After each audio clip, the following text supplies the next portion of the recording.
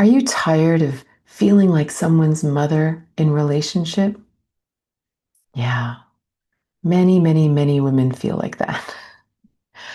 In this video, we're going to talk about how this pattern of acting like our partner's mother and people outside of our intimate relationship is actually a unhealthy feminine trait, even could be called a toxic feminine trait, as it pertains to what we talk about in the toxic masculine. It's easy to say, oh, this guy has all this toxic masculinity. And maybe on their own, there's arrogance and all these kind of things. But when it shows up in relationship and that relationship sticks, if the masculine is toxic or unhealthy, there must be an equal puzzle piece in the feminine that allows for it, so is therefore equally unhealthy and toxic. And that may sound harsh, but this pattern doesn't change until both people change. So in this video, we're going to talk about how this shows up, the toxic masculine behaviors that we are enabling, deeply understanding why we do it, and what we can do, the three choices we have if we have this tendency or keep having these kinds of relationships. What can we do to change it, shift it, and live a much happier life? So, what does this mothering pattern look like in relationship? First, we are constantly giving of ourselves. Our energy is constantly to others, which makes total sense when you're actually parenting children, right? You have to have your eyes on them all the time because you're responsible for them. You're responsible that they're safe, that they are fed, that they are nourished, that they are listened to, right? And this is normal. It's a normal outpouring of motherly or parental energy to help nourish and grow our children. But when this shows up in relationship with adults, now we have a problem. This is no longer healthy. This shows up when we see our partner as always needing our help. You know, as much as we may love them and think a lot of them, deep down it's like, well, I know you can't really do this or figure this out, so I'll help. I'll provide information for you and I'll help fix the situation and I'll do all these things for you so that it's easier for you. Sometimes it shows up as dating or being with people who we might call a wounded bird, that they're really struggling. They're just going through a difficult time right now, but I can see their potential, right? We may have the kindest heart and deep down the kindest intentions, but this is a mother-child relationship, no matter how you slice it. In comparison to two equal adults dancing together, right? Or even imagine that this masculine partner is chivalrous and doing lovely things for you, and everyone is on an equal playing field. As soon as we see them as struggling and broken, we no longer expect certain behaviors from them. We don't expect adult behaviors from them because we know they're hurting. And obviously, there is a time for this all the time, right? If a friend or a partner, a child or a parent is struggling, we help. But when it is the primary relationship pattern, often beginning that way or changing somewhere along the line and becoming that way, now we have a mother-child relationship, which is entirely different. This will often show up, or you'll notice it, because there's this feeling that the man or the masculine partner is always rebelling against the woman or the femme, right? That there's this, oh yeah, well, the old ball and chain back home, there's this idea that you're the one that's always like, how come you're not picking up your clothes? And why didn't you come home on time? And da da da. Well, I can do whatever I want. And the battle is this strange mother parent, rebellious teenager, right? This is curious. What's going on here? Why does the masculine partner feel like the feminine partner is controlling them and they need to rebel just to, again, this is a child parent dynamic, right? There's no one to rebel against. You simply make choices. It has nothing to do with the other person. But if we, as women or the feminine partner, act like that mother who's now arguing with the person, arguing with them and telling them and punishing them and whatever we're doing, this is a mother dynamic. This is not an equal partner dynamic. And one of the greatest challenges in this dynamic is, as much as, say, I might want to be the feminine in relationship, and my partner wants to be experiencing or at least be seen as the masculine partner, the energy dynamics are completely backwards. I am the mother, so I am actually the masculine partner. And if what I'm saying about the masculine feminine isn't quite ringing true or not as you normally understand it to be, I do recommend checking out my book, The Divine Union of the Masculine Feminine, or many of the videos I have on YouTube all about this. Because the masculine is always the parental figure, and the feminine is the child, because they are supposed to be receiving from the parent, right?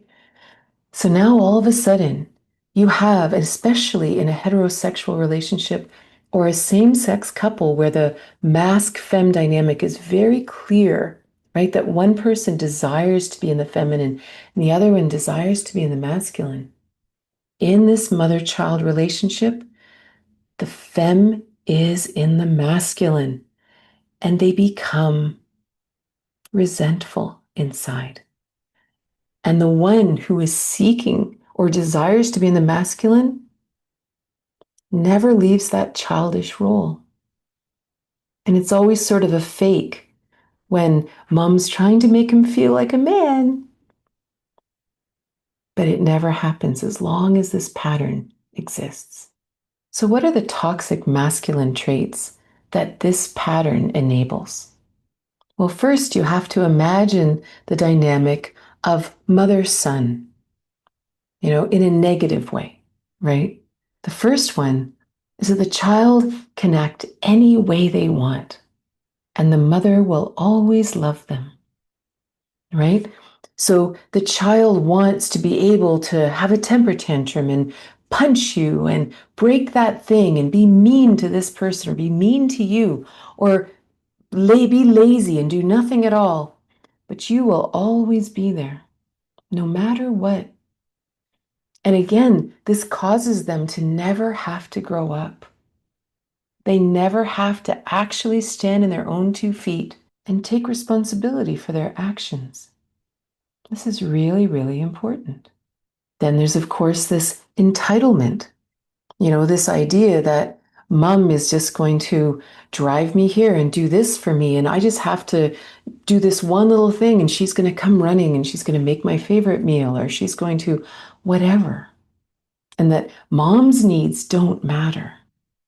Only his needs matter. If we're in a mother-son dynamic or a mother-child dynamic, do your needs matter?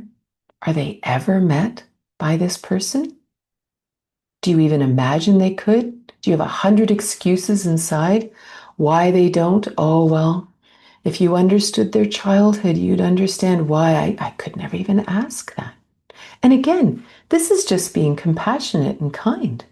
But it is a mother-child dynamic when maybe deep down you would actually love to have an equal partnership where you get to flow in the feminine.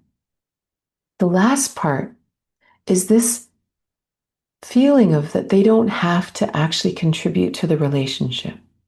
I get this vision of a child sitting in their room listening to music or playing video games or whatever, while the rest of the family's working around and doing things, and they don't have to contribute. And again, in a relationship, maybe they don't want to contribute. And that's the nature of the relationship. But are you playing mother? Are you making sure they're included in everything? Are you asking if they need anything? Are you the one that's always sort of opening the door to their metaphorical bedroom and saying, are you okay? Is everything okay? Are you, just checking in, right? When do they actually have to join the relationship? Or do they? It's an important question. So, where does this come from? Very often, these are just the patterns we were raised with. The entitlement of the man, the running around after them all the time, doing their laundry, being the one that gets angry, again, that old ball and chain and all that. At the time that I was getting married, women actually said to me, well, a mother raises a son so far and a wife raises him the rest of the way. And this played on this idea that women mature faster than men and all that. How insulting, huh? Right? Can you imagine having that in your mind, getting married, and how much you would allow so much strange behavior and never expect them to actually grow up and be an equal partner because, oh, well, they're still maturing into a man. Crazy, you know? And the hard thing about this is that it's actually extremely emasculating for a man, right? To actually believe that they can't do it. They're not smart enough. They're not wise enough. They're not emotionally attuned enough. They need me. And this is where we really have to look at our own desires in relationship. What if we aren't such an innocent? What if we like being in control? What if we actually emasculate everyone around us? That we mother everyone, whether they want to be mothered or not? Maybe we're not even matching toxic masculinity. Maybe we're creating it. Maybe that's what we were brought up with. Or maybe we just simply want to be in control because we don't want to be hurt. So we simply emasculate everyone around us so that everyone stays small and I get to feel strong. It's possible. And again, we don't need to go into any big self-judgment about that either. We all have reasons for how we are, but it's important to look at. Maybe you're matching, or maybe you're beginning the behavior to start with. So what are our options? As in the other videos in this series, let's look at 3. We can continue the behavior, we can leave, or we can stay and work on the pattern. So maybe we choose to continue the behavior. Some part of us just needs this. I need to feel like someone needs me. I don't know why. I feel this need to care for somebody, and this is what I want. Perfect.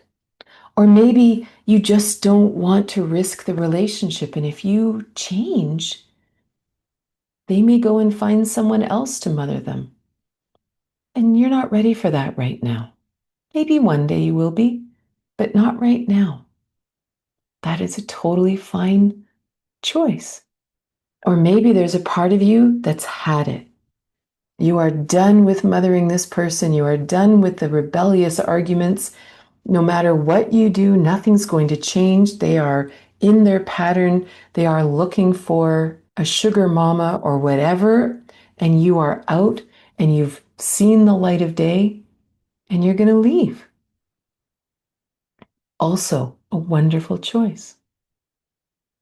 Or maybe you're going to stay and explore this pattern because all of these patterns will exist everywhere. Do you mother other people in your life? Or is it just your partner? What would happen if you didn't? What would happen if you sat down with your partner and said, I feel like maybe I'm being a little controlling and I don't like it, and I'd like to change how we interact. I'd like us to kind of dance. I would love to experience chivalry. I would love to explore the masculine feminine dynamic with you. I would love for you to plan some lovely evenings for us, and I would love to be able to relax into my feminine, you know, to actually have these conversations. And if your partner is willing to play and willing to have these conversations, then the real adventure begins. Because there are reasons that you're like this. And to actually release to another person, to allow someone else to make choices without you, maybe nitpicking and controlling and micromanaging. This is a journey. And it's a journey of dancing together in real kindness. Because if your partner has had this kind of toxic masculine pattern that goes with yours, they too will have a bit of a learning curve. So journeying in that together is no small thing. And who knows, maybe you go so far in this journey with this partner and you realize, okay, I actually can't go any further. Maybe it's a block on their side or it's a block on your side. And then it's time to end the relationship. Or maybe you discover something really beautiful between you. Maybe you rekindle the fires that were once there, or maybe you once hoped were there and they really were there. But we had to get out of these old patterns that were passed down to us. This is also a beautiful outcome. So if you find yourself in this mothering pattern, all we have to do is be honest. How do we really feel? How would we love our relationship to actually be? Share this in kindness with our partner, and then trust that whatever the next step is, it will appear, and we will take it with this beautiful, deep wisdom about how I would really love my life to be.